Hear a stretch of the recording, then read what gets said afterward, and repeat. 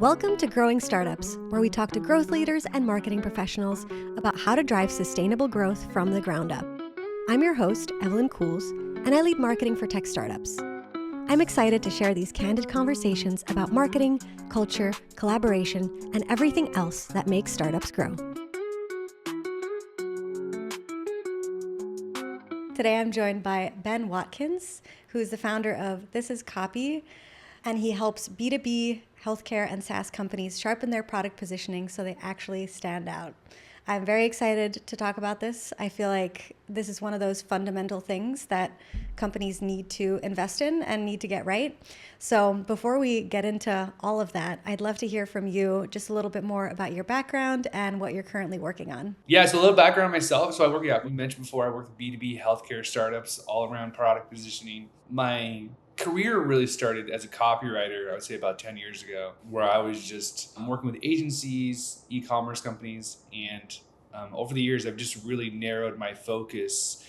And it's kind of evolved where, hey, Ben, can you help us write these emails? And then I was kind of brought on to do more strategy of like, can you help us with the go-to-market strategy? And I just realized the more I got into copywriting, I couldn't really write a great message if their positioning wasn't in place.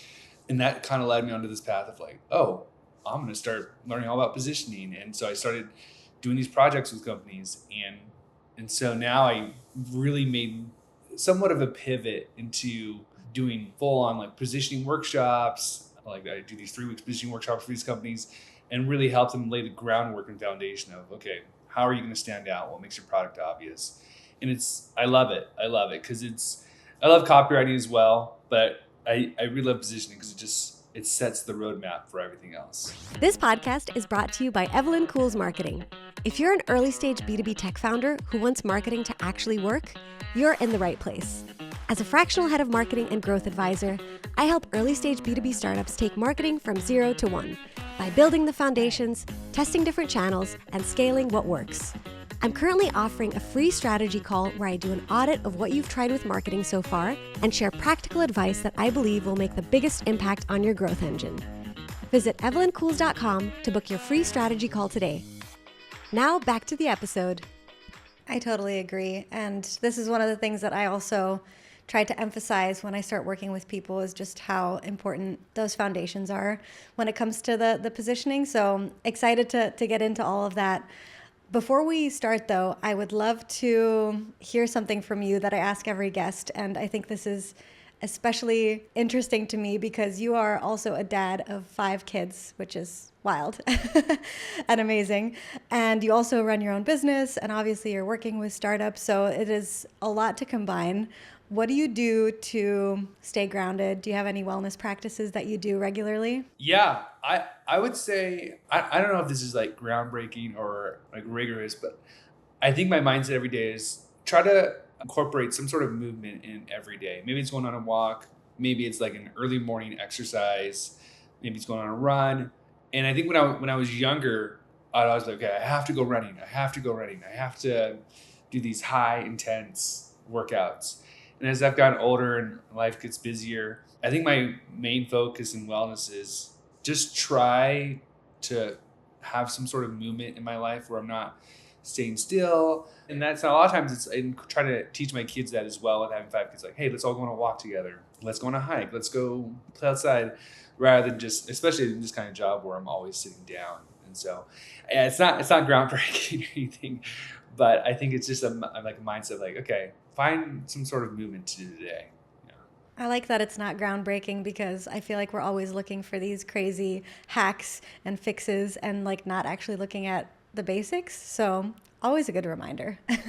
And then I also want to maybe expand a little bit first on your background a bit more. Obviously, you already gave us a bit of a rundown, but you have a non-traditional background going into marketing, which I think is always very interesting. I also have made many career pivots, so I feel like a lot of those skills actually have helped me become a better marketer versus maybe having that traditional like marketing training. So I'm curious to like hear a little bit more about that, how you decided that marketing was where you wanted to be, like where you started from, and maybe what your career has taught you about, running a business and communication and all the stuff you do today? Yeah, no, that's a great question. When I graduated college, this is 2012, kind of dates me, but 2012. And I think I was like so naive in terms of like, I got a degree in history and I was just thinking, I'm just going to become like an analyst. And I had no idea what that meant, but I would just go to Indeed and type in the word analyst. And I ended up becoming like a teacher.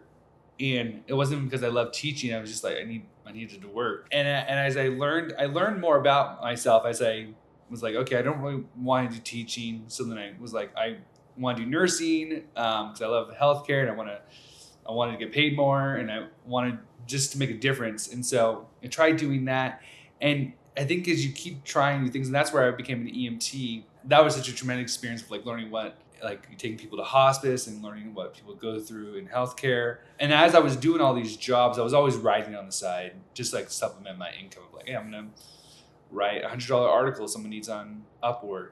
And I always love writing. And so I started cultivating that more, where I eventually, like some agency was like, hey, we'll pay you, I think a couple of like maybe $2,000, maybe it was like $1,500 a month to write our emails every month. And so I was like, oh, sure. And that led to becoming a full-time copywriter at agency. And then I worked at another agency. And I guess like as I've progressed, it's weird because I was such a shy and so, I don't know, introverted, but I was like I was homeschooled. And so that led to me like really like learning. It was hard to break through these barriers of like, oh, I didn't know I could get a career in marketing without having a degree in marketing. Oh, I didn't know I could like be good at sales if I just learn more about rejection. So I think one thing I love what I do, and I think I'm continuing to get better, is like just not having a fear of rejection. And I think this is also like trying to teach my kids this, but you almost have to like live through it to teach it. Is I don't care if I get rejected. I don't care the failures I have. I'm going to have confidence in what I do. I'm going to keep trying.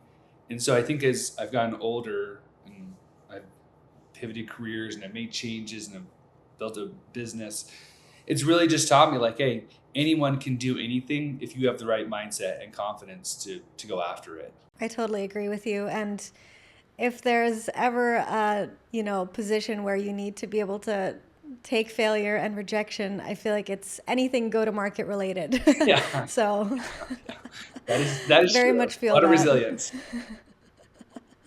A lot of resilience. Well, the other side of this that I think is interesting is you said that you came from agencies. Obviously, you've done like full-time work for a long time.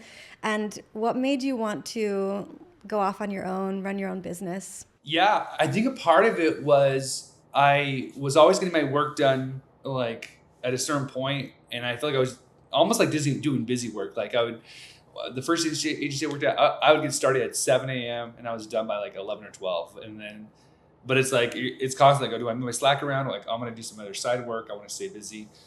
So that was part of it, like where I felt like I was providing more value and I could just do more for myself. And another thing, I know everyone talks about the freedom, but I think it really just comes down to, I really just love being my own boss in terms of like, I'm not saying the people I worked with were wrong or anything, but I think I had that almost like it sounds bad, but like I had like a rebellion of like, man, I want to just do this myself. I think I could do this better. I could do this better. And I just kept scratching that itch of like, oh, I can build a side business. And I loved doing that. I love the chase. I love talking to sales folks or hopping on sales calls. And so when I was doing that in my spare time, I just was like, man, I really love doing this and anyone can do this. And so I think the more I just kept going after it, I just realized like there's just certain points where I was like, man, I could figure this out myself. I very much resonate with the rebellion piece, to be honest. Yeah, it's very cool when you can come in as the expert in your field, like people are hiring you for this specific reason. I feel like it puts you in a slightly different position than an in-house marketer, and it's a very different dynamic. Oh yeah. No, I agree.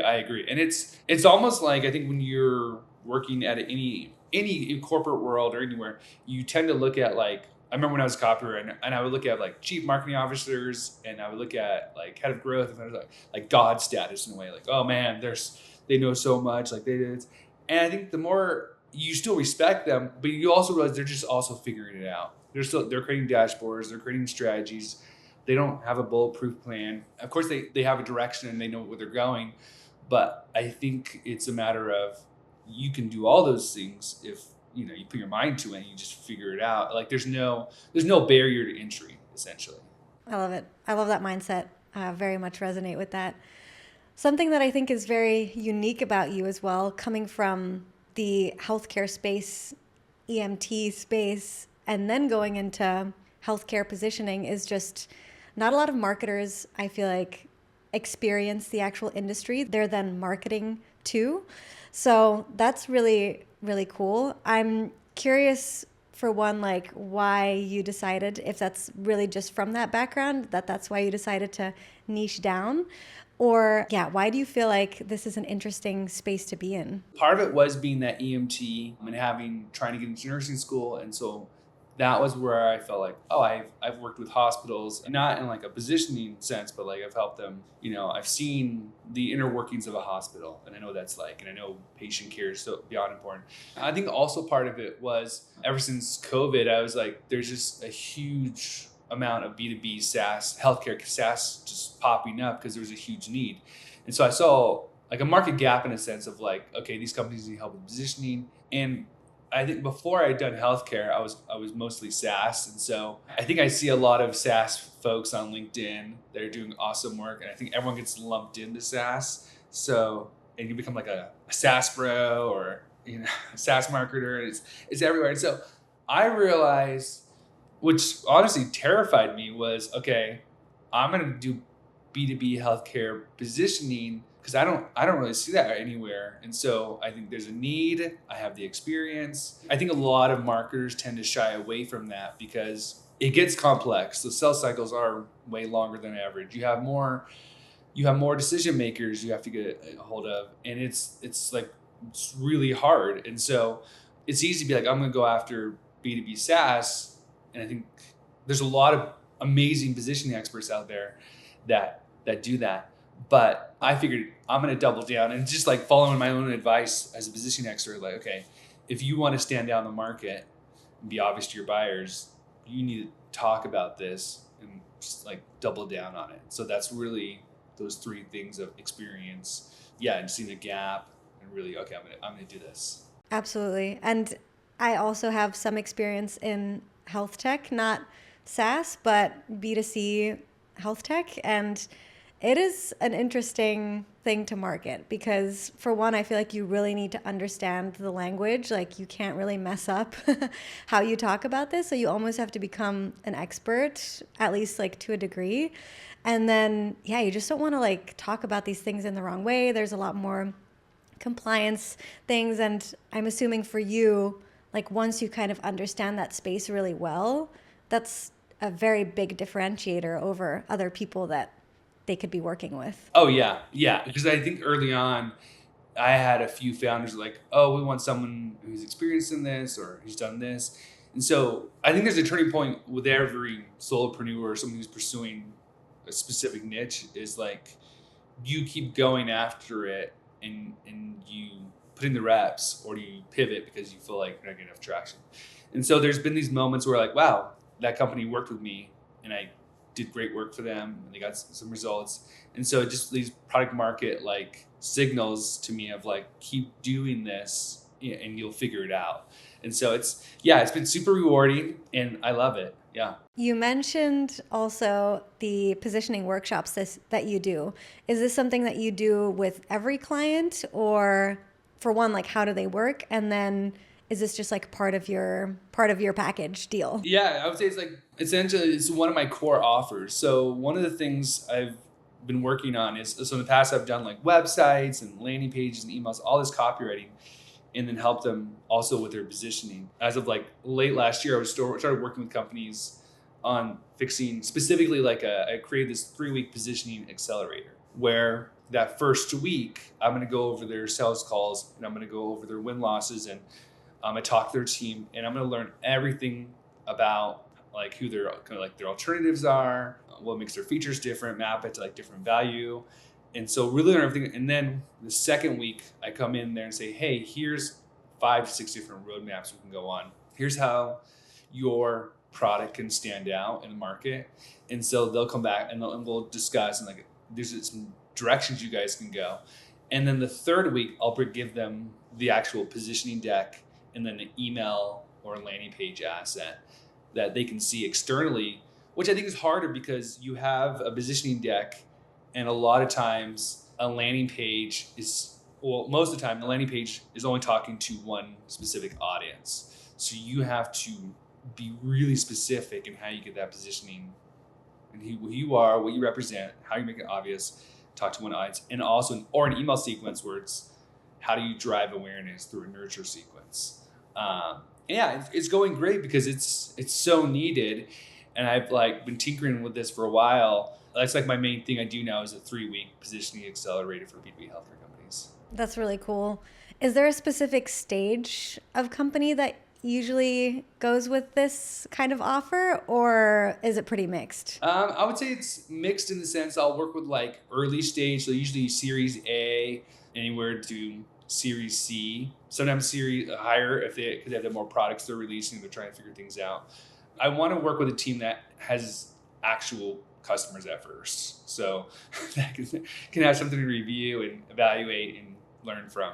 Yeah, it's very hard to position yourself when you don't have all of that background, like what you were saying, the sales calls, just really understanding at least somewhat like a working ICP, and then going from there. Like the super early stage can be so tricky because you're just experimenting with all these different audiences and offerings, and yeah, it can get messy. Yeah. Well, I think it's like every time I get off on a call with a potential client, I always just learn something new about like the trouble they're having with positioning. For example, like a company I talked to, they were doing well when AI first came out, and they were going with AI healthcare. They have a product around AI healthcare, and they're like, well, now that's a little bit harder because there's so many AI healthcare companies out there. And it's like, okay, that's an example of how you need to start thinking about repositioning. Or it could be a company that has multiple products, and they're like, okay, what's the core story we're telling, and who are our segments? Yeah, it could be a lot of things. And so, or another company I'm working with, they have customers that view them in a way that they don't want to be viewed. So it's like, okay, well, you have to start that context out right away, and this is your story, and lead them this way rather than them create this definition around you. It's really interesting talking to just even prospects as you learn what kind of problems they're having. And everyone has problems with positioning. Yeah, you're right. It doesn't go away when you grow. Like even if, because it changes, right? Like you were saying, there'll be either like reaching new markets, like new verticals, or they'll be adding a bunch of products, and then all of a sudden maybe they acquire a company and they're like, how do we even integrate all of this into our own positioning? It's crazy. Yeah. No, I agree. And it's so funny because it's like you have a product that sells, maybe you know your customer, but maybe the market changes where the relationship between the product and customer is different than what it was a year ago. They may not need it, or they're using something else. And so you have to constantly think about that as well.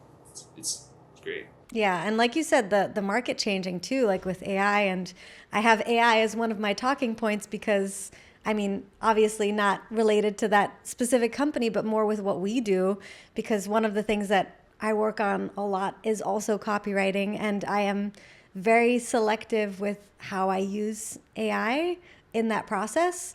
I still do all the writing myself, and I'm very curious. To me, it's been like a real differentiator, and I know that a lot of founders are looking at how can we just use AI as much as possible? How can we, become super efficient and maybe not hire people like us? So I'm curious what your thoughts are on all of that. I think AI is amazing at helping you find gaps. I think it in some ways like help you fill a gap with like bubble wrap in a way, and it's going to pop and it's going to like mess up eventually.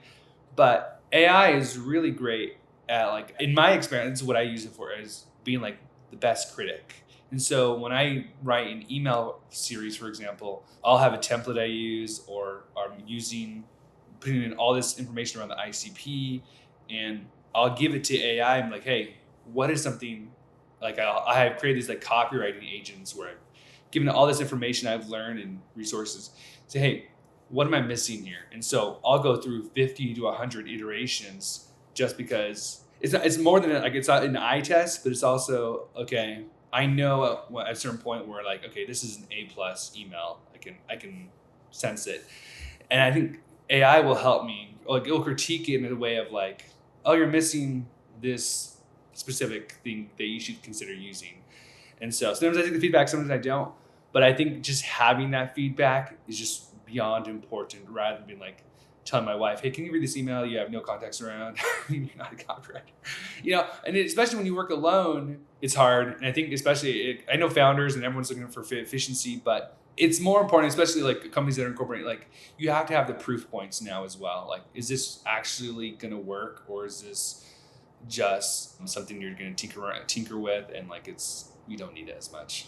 I love that use case. And I'm super curious because I've mainly been using ChatGPT for all of this kind of stuff. I've just started building some agents with Zapier, but obviously like ChatGPT loves agreeing with you. And I'm curious for this specific use case, like, do you use ChatGPT? Do you use Claude? Like, what's your LLM of choice? So I use Claude and Perplexity probably the most. Claude is great for reasoning. I have a copywriting agent I use where I'm constantly, or a project I use where I'm constantly going back and forth with it. Like, no, I think this could be better. No, I think this could be better. This could be better. And so again, it's like 75 iterations of just over a few days where I'm just constantly tinkering with it. Perplexity is amazing because I'll use it like for deep research of like, I was doing writing an email series last week, and it was writing a new product. So it was a new product launch for a healthcare company, and they don't have a lot of reviews. And so I was like, well, I'm going to use it. And I went into headset, okay, go into Reddit and tell me all the things that these clinics have said about this product, or like products, like the old version of the product. And so it pulled up all these quotes, all this information for me, or instead of me going through Google and saying, okay, is this the right Reddit? Is this the right Reddit? Is this the right Reddit? And so Perplexity is amazing, just amazing at research for me. And even like with like, I wanted to, just in my own personal business where it's like, maybe I want to send a cold email to a company and I want to send it to the founder. Hey, can you tell me all the things that this founder has said on YouTube, some LinkedIn posts you pulled, and what are the things like they're looking at?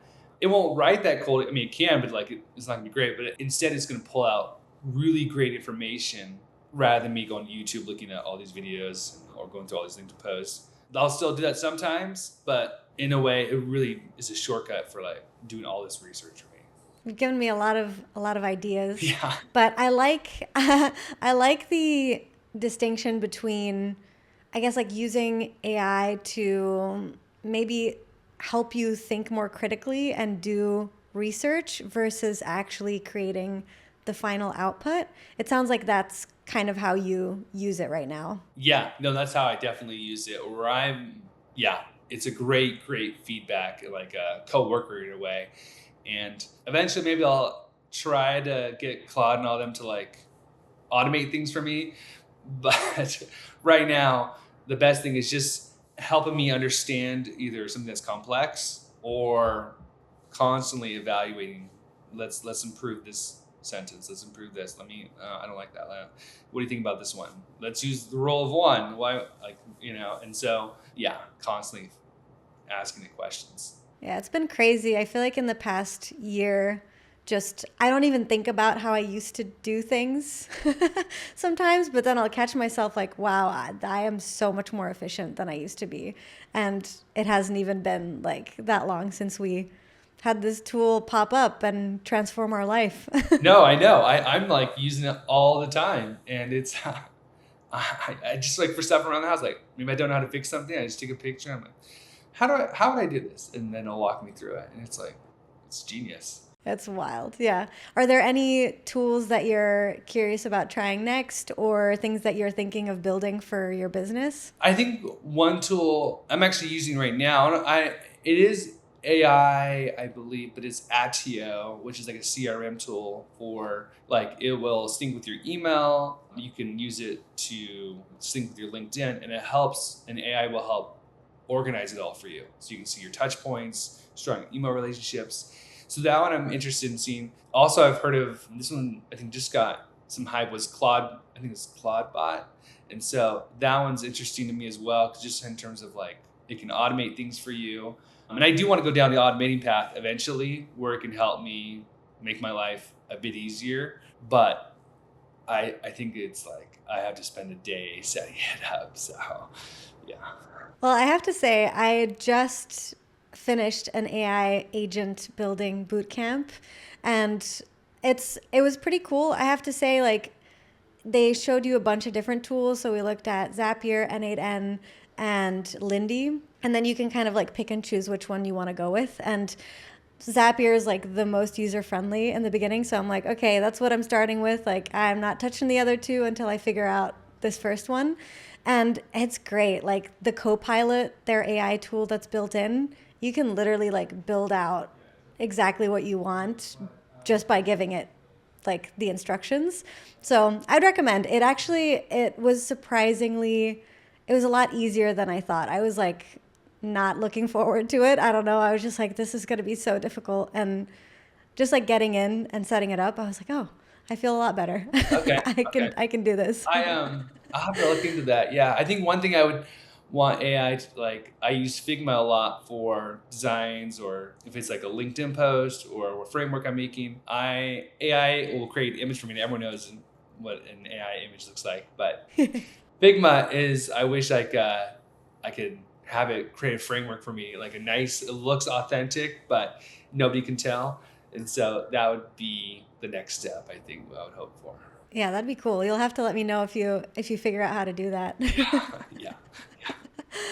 Well, I think the last question that I'd love to ask you, kind of taking it back to positioning and it being such a fundamental piece of marketing, is what do you usually produce after these accelerators? Like, what are the main things that people need to be making sure that their positioning looks great on? Like, do they have some kind of like core messaging framework that they can follow on the back end? Is it really just like the website stuff? What do you think is like the core pieces that they need to like publicly and internally position themselves? Yeah. Internally, they need a positioning deck. So for me, that's giving a company 8-slide positioning deck that goes over like what's the market context, how are they different, what are the features, like how are we mapping those to value, why do they win in this market, and then like the last part of that deck is what does that messaging framework look like. Now it's only 8 pages, so it's not going to be this huge, humongous thing, but it's something internally that gives them direction, and they can see, okay, they know which way to go, and their sales team can look at it, marketing.